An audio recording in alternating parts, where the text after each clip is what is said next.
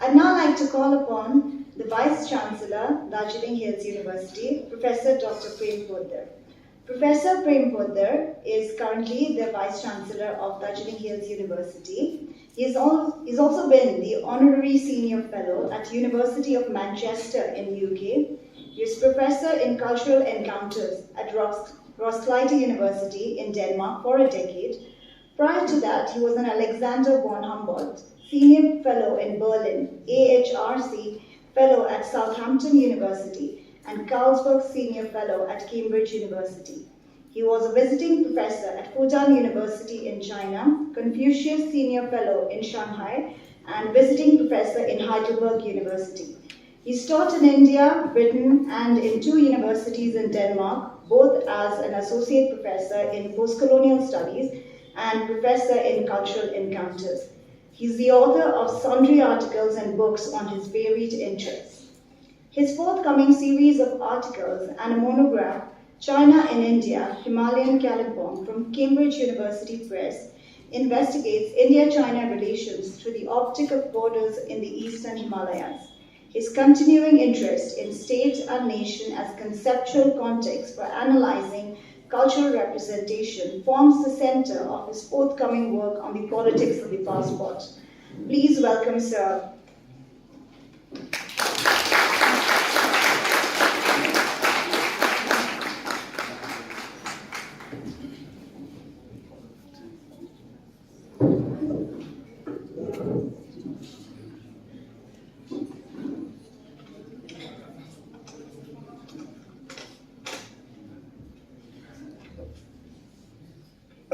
Thank you, Dr. Anudar, for hosting this magnificent event.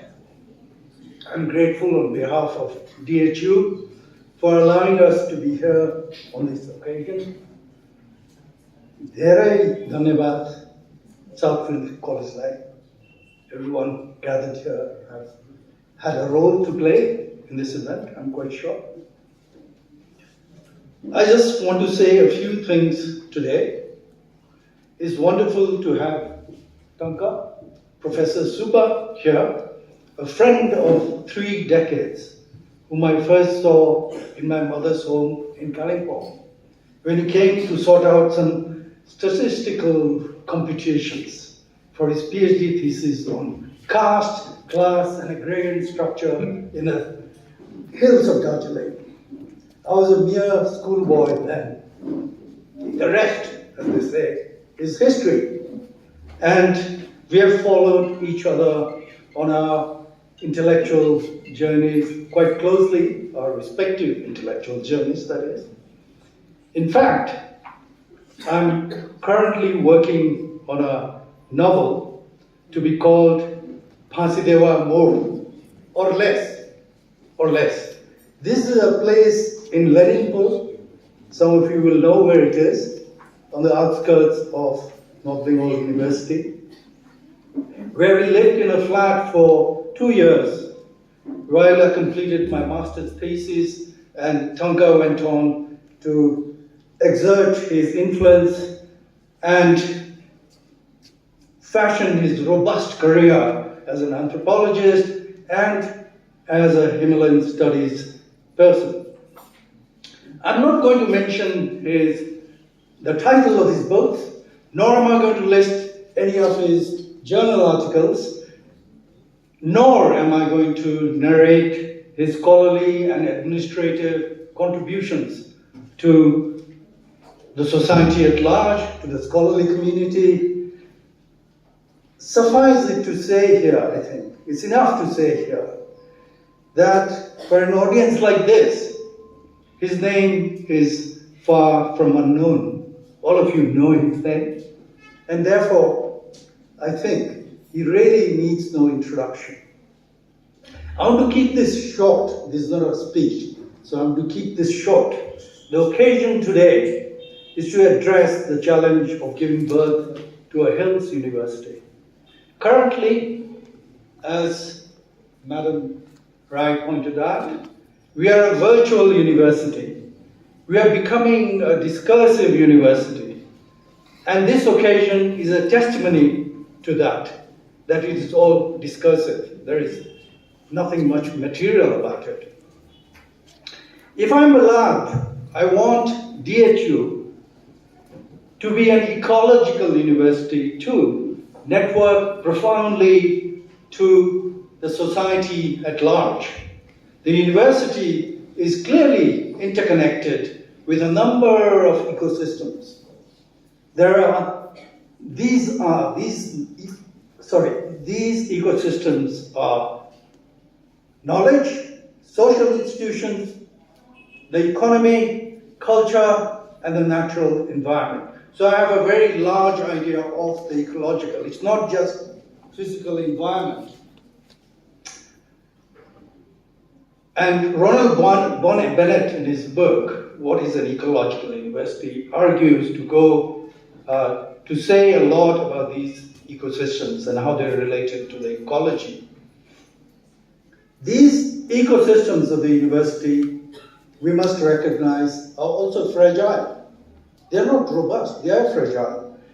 The university's big task then also becomes how do we engage with each one of these systems.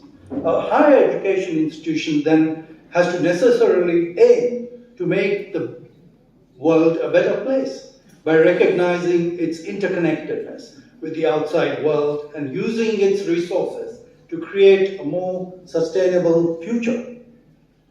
I've been developing my vision ever since I dislocated from London.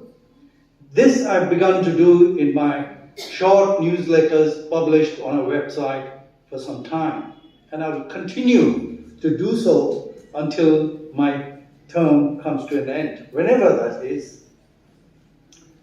Since the ongoing education at DHU has been online so far, and a shift towards offline instruction is not really imminent, I wrote a confidential letter to the West Bengal government last month suggesting that the Presidency University campus in Darjeeling be lent to us for 3 years while the construction is completed in Jogighat, Mangpur. The letter, for some reason, it was a confidential letter, but for some reason was leaked to the press. And all of you gathered here and beyond already know about my proposal. It's not a secret anymore. The joke is that we do feel a bit like the proverbial Dhobi ko kukur, no garko, no jogi garko. That's the truth. The ITI building in Mangpur has been leased to us, but without adequate facilities there, without staff quarters, without student hostels. It is almost impossible to begin to run a university on these premises. I have tried to think of doing that, but the teachers who teach online, both from the colleges in the hills and from the university, tell me or ask me about where they're going to live, who's going to ferry them to Mangpur and back. We don't have those resources. It's not possible. It's a good question to ask. When is offline instruction going to begin? But that is not a question I can easily answer. This is just the lack of physical infrastructure that I'm referring to. Sanction of academic posts, administrative posts, non-teaching positions would also have to go along with that. They have to go along hand in hand. You can't just do one and leave the other out. Right now, North Bengal University has been generous enough to provide us administrative support and teachers to run some of those courses, as have the teachers in the Darjeeling Hills. North Bengal University, founded in 1962, has an interesting history of its own. The first Vice-Chancellor, B.D. Dasgupta, could be seen then under his umbrella supervising the construction of the building. The China War of 1962 entailed the Indian Army taking over the campus then, and classes had to be shifted to Siliguri College, which was also in the process of being built. We are fortunately not in a war situation today.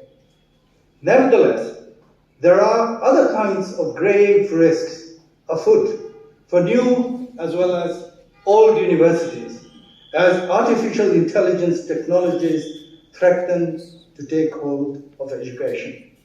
The use of ChatGPT, some of you might be familiar with that platform, an artificial intelligence language model by students has led to serious concerns.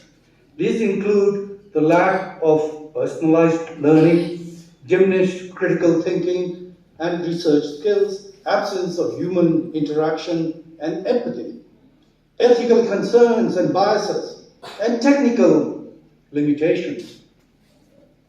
These all factors demand our attention, even now, not in the future. The neural network revolution that we are now experiencing started about 10 years ago. Research by pioneers like Geoffrey Hinton, who resigned from Google just very recently, and research by pioneers has led to leading computer scientists to voice concerns, including the future AI systems and about how they may surpass human intelligence, pursue misaligned goals, and pose existential threats. ChatGPT and other models continue to produce toxic language forms, with some languages issuing toxic responses. For instance, to queries about black people in almost a fifth of all tests, negative. Geoffrey Hinton, is afraid of the technology he helped create.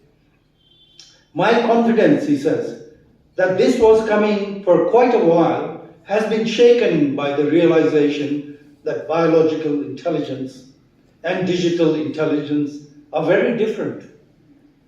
And digital intelligence is probably much better. While this may seem remote, far away from here in Darjeeling today, I can tell you that in this digitally connected world, it is here. A student writing an essay can ask ChatGPT to write it for them in just a matter of minutes. It doesn't take any longer. Who is to say what I have just told you, what I have just said to you, has not been written by ChatGPT? I could have asked ChatGPT to write a little talk for me, giving them coordinates about my positions and the tasks that entail this short intervention. I leave you with that very worrying thought. I'm sorry about that. Thank you for bearing with me. Over to you, Tanka. The space is all yours. Thank you.